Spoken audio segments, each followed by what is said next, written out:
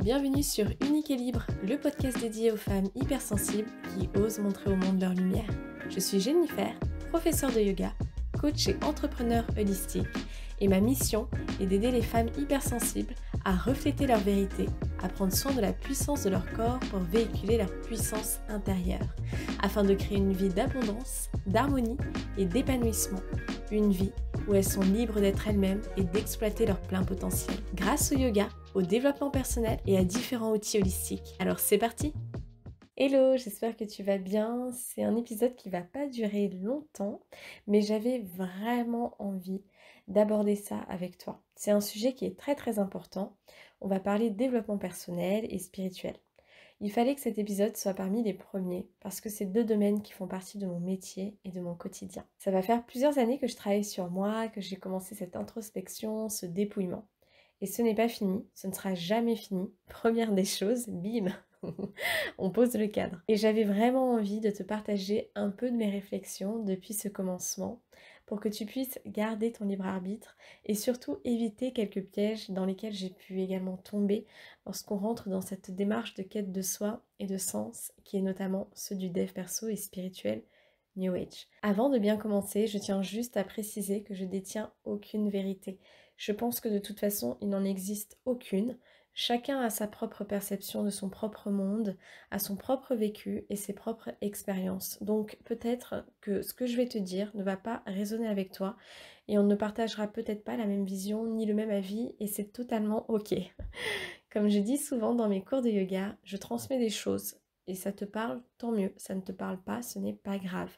La vie continue et je vais bien dormir ce soir et toi aussi. Je suis là pour te donner matière à réfléchir, comme j'aime le dire, et ensuite c'est à toi de choisir d'expérimenter ou pas. Et ça vaut aussi pour l'ensemble de mon podcast. Le développement personnel et spirituel, c'est une merveilleuse histoire. Et c'est quelque chose qui devrait faire partie de chaque être humain. De vouloir se connaître, de vouloir s'accepter, d'avoir cette curiosité de la vie et de vivre cette essence sacrée. Imagine un peu la différence que cela ferait dans le monde, surtout actuel dans lequel on vit. Ça serait juste incroyable. Mais bon, il faut l'avouer, c'est utopique. Tout le monde n'est pas destiné à travailler sur soi, car ça demande un certain courage de vouloir tirer le pire et le meilleur de soi-même. Et c'est surtout ce côté-là qu'on apprécie, qu'on a envie de voir, qu'on veut mettre en avant. Et on le voit de plus en plus que ce côté absolument parfait de notre personnalité et de notre vie doit être celui qu'on montre à la société et encore plus avec l'ère des réseaux sociaux. Et là, il y a vraiment danger. Ça peut faire des dégâts et détruire une personne. Et on oublie l'autre face, la face beaucoup plus sombre, the shadow work, comme les Anglais aiment le dire, et aussi the dark side, donc ton côté obscur, qui, je te rappelle, fait partie de ton être. Tu ne pourras jamais te débarrasser de ça. Tu apprends à composer avec, à guérir ce qui a besoin aussi, et puis parfois tu exprimes le côté un peu connasse de ta personnalité, et c'est totalement ok. Et là, c'est déjà le premier piège à éviter. Non, tu ne vis pas dans un monde de bisounours. Non, la vie n'est pas rose. Et là, je plombe l'ambiance. C'est ça, prof de yoga? C'est ça, coach? Oui. C'est juste super important que tu le comprennes. Si tu comprends ça déjà, tu vas t'éviter bien des désillusions et énormément de bien-être. Oui, c'est paradoxal, mais plus tu es dans l'acceptation de cette dualité, dans cette vie, mais également de qui tu es, c'est-à-dire un être humain binaire, et plus tu vas t'éviter des souffrances qui ne sont pas nécessaires. Je t'ai dit, la vie n'est pas simple et on a vraiment tendance à la complexifier davantage. Parce que bien souvent, lorsqu'on commence à s'intéresser au dev perso, spirituel, et moi-même je suis passée par là, comme je te l'ai dit, c'est-à-dire que quand tu commences à t'éveiller à ça, c'est tout un monde qui s'ouvre. Il n'y a qu'à voir dans les librairies ou même sur internet le nombre de livres sur le sujet, de conférences, d'outils, de techniques, d'informations, de podcasts, et ça ne cesse de grandir. Il y a toujours un nouveau truc. Alors oui, c'est super, il y a un vrai éveil de conscience et on a besoin de ça. Mais on peut facilement tomber aussi dans le New Age. Il y aura toujours les deux côtés de toute façon, c'est à toi de choisir vers lequel tu as envie de te porter. Et bien sûr, c'est normal qu'il y ait du New Age. Et je ne dis pas que je n'en fais pas partie. On évolue aussi avec notre époque. Quand je parle de New Age, J'insinue plus le côté toxique et bullshit. Ça peut être par exemple la célèbre loi de l'attraction. Je ne dis pas que ça ne marche pas, qu'elle n'existe pas. Mais elle est tellement galvaudée qu'il y a tout un business qui s'est créé dessus, quoi. Et on veut juste aborder le côté hyper positif du truc. Ça, c'est le deuxième piège. Mais c'est humain, d'accord? On aime ce qui est beau. Alors que pour faire court, la loi de l'attraction ou autre, c'est tellement bien plus difficile que ça, que juste demander et vous recevrez. Mais on n'ose pas en fait parler de l'autre côté. Tu sais le travail que ça demande, c'est-à-dire aborder nos parts inconscientes qui régissent quand même une grande partie de notre vie, il faut être honnête. Puis il y a nos blessures, nos croyances limitantes, notre transgénérationnel. Plus il y aura de freins et plus on aura du mal à manifester ce qu'on souhaite dans sa vie. Et ça vaut également dans notre capacité à passer à l'action, à être discipliné, à avoir une confiance aveugle en soi, en la vie. Là, directement, la loi de l'attraction, elle prend une autre tournure. Et c'est forcément moins vendeur. Et puis, comme je te l'ai dit au début, vu que tu es en cours d'émerveillement, mais tu peux être aussi influençable et naïve. C'est normal, et c'est quand tu feras tes expériences que tu apprendras. Je t'avais dit que je serais honnête avec toi et je ne souhaite pas du tout te décourager loin de là. Mon message, c'est juste de ne pas tomber dans une autre case, de porter à nouveau un autre masque et de vouloir fuir quelque chose. Ça vaut aussi pour ton hypersensibilité, ok? Ça, c'est la petite parenthèse pour te dire que oui, tu peux être hypersensible, mais ce n'est pas non plus ce qui te définit à 100% et justifie également tout ce que tu fais et es, que ce soit envers toi-même et envers les autres.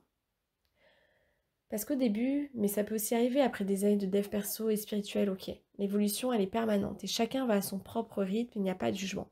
Et c'est juste normal que tu sois en quête de sens et tu te poses un tas de questions, c'est normal. Pourquoi ça? Pourquoi si? Comment ça? Comment si? Qui suis-je? Qui suis-je?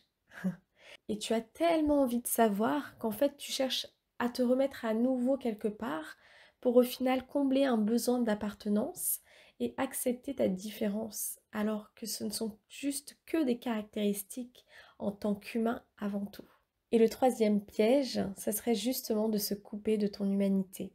On est des êtres d'émotion, on est aussi là pour ressentir et ça passe par tous les états. La joie, la tristesse, la colère, la peur, le dégoût. C'est ça la vraie beauté du dev perso et spirituel. C'est être dans la pleine acceptation de qui on est. C'est également accorder plus d'importance à la simplicité et à l'instant présent. Et je reviens vraiment sur cette quête de sens qui est peut-être utile de différencier de la quête du bonheur. Tu sais, cette fameuse recherche du bonheur. Quand j'aurai quitté mon job, je serai enfin heureuse. Quand j'aurai trouvé l'amour, je serai enfin heureuse. Quand j'aurai tant d'argent, je serai heureuse, etc., etc. Mais quelle pression! Et au final, tout part de toi. Tout est choix. Et je cite la citation de Jean-Paul Sastre, nous sommes nos choix. Il suffit d'observer des personnes qui vivent avec peu, et ça on le voit beaucoup dans le choc de nos cultures et de nos différences. Et de nos yeux modernes, on a tendance à croire que ces personnes-là sont malheureuses, qu'elles n'ont rien, mais allez leur demander. Vous serez surpris de leurs réponses, de constater que leur vie leur convient parfaitement. Et ça ne veut pas dire qu'elles ne vivent pas des moments difficiles, ça ne veut pas dire non plus qu'elles ont raison et que c'est comme ça qu'il faut vivre. Donc en plus du choix, c'est aussi une question de perception. Être dans le non-jugement, dans la bienveillance, la tolérance et le respect, c'est aussi ça ce que le dev perso et spirituel m'a appris. Tout comme tu es cyclique, la vie l'est également. Il y aura des moments dans ta vie où tu te sentiras pleinement heureuse et d'autres où ça ne sera pas le cas, ou du moins ça sera difficile. Je pense qu'au final, c'est surtout notre capacité de résilience, notre acceptation de l'instant présent et notre foi qui compte le plus. C'est avoir le courage de se laisser traverser par la vie tout entière. C'est de montrer notre vulnérabilité. C'est d'être dans le non-attachement de tout ce qui s'offre à nous, aussi bien de positif que de négatif. Et je dis ça entre guillemets car tout est subjectif et propre à chacun encore une fois. Et ça, vraiment c'est dur parce que c'est la plus grande leçon d'humilité que l'on apprend sur cette terre. Et quand je te dis ça, je ne veux pas que tu penses que je suis parfaite. J'ai encore énormément à apprendre, je tombe encore, souvent même. Il y a encore des leçons que je dois intégrer, des choses à cacher, à découvrir, des blessures à guérir. J'ai conscience que tout ça, c'est un magnifique jeu de la vie, même si par moments il est extrêmement dur et douloureux.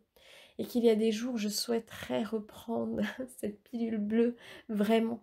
Mais une fois que tu es éveillé, tu ne peux pas te rendormir. Et si tu as pris toi aussi la pilule rouge, ce n'est pas anodin. Et qu'importe où tu en es sur ton chemin, tu fais exactement ce qui est nécessaire et ce qui est juste pour toi. Alors ne te compare pas, expérimente, doute, introspecte. Bon, pas trop quand même, hein. N'oublie pas de vivre et de te rattacher au maximum au moment présent. Voilà, c'était vraiment le message que j'avais envie de te faire passer. Je serais ravie d'avoir ton point de vue, ton expérience. Tu peux m'écrire via les réseaux, via mon mail. C'est vraiment une joie de pouvoir te lire. Et puis abonne-toi, laisse-moi un commentaire, dis-moi ce qui te plaît dans ce podcast ou ce que tu aimerais. Prends bien soin de toi. Je t'embrasse, je te dis à bientôt. Ciao, ciao.